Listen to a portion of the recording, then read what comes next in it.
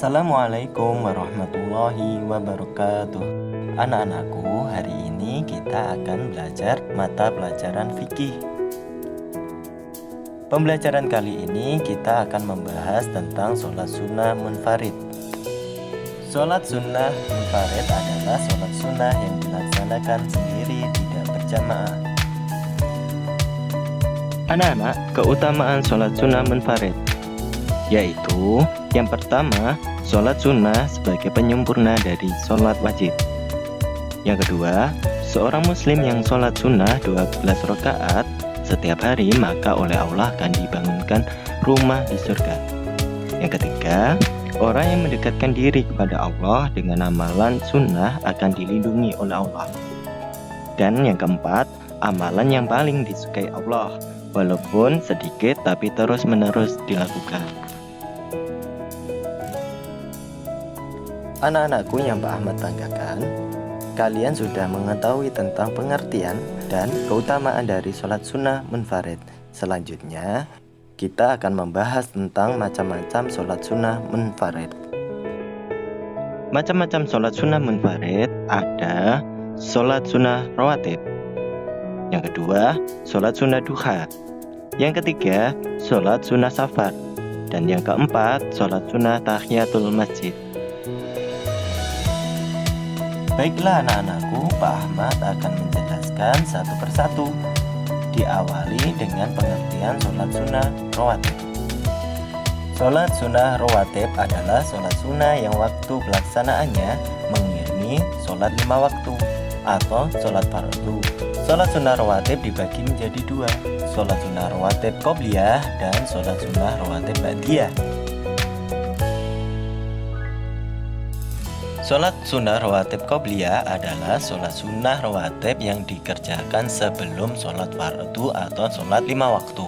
Sedangkan sholat sunnah rawatib ba'diyah adalah sholat sunnah rawatib yang dikerjakan sesudah sholat fardu atau sholat 5 waktu.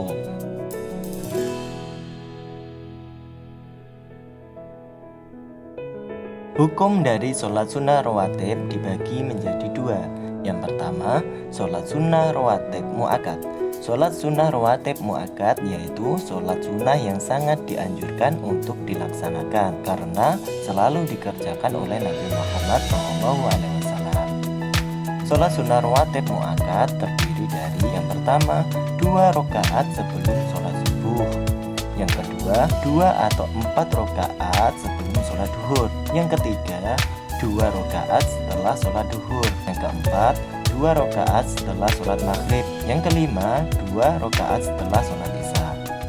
Dalil Nakhli yang menjelaskan tentang sholat sunnah rawatib mu'akkad yang artinya dari Abdullah bin Umar, ia berkata, saya ingat dari Rasulullah SAW 2 rakaat sebelum duhur, 2 rakaat sesudah duhur, 2 rakaat sesudah maghrib, 2 rakaat sesudah isya, dan 2 rakaat sebelum subuh.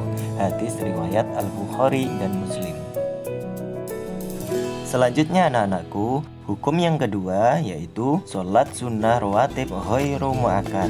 Sholat sunnah rawatib ghairu mu'akkad yaitu sholat sunnah yang kurang dianjurkan untuk dilaksanakan karena Nabi Muhammad SAW tidak selalu melaksanakannya.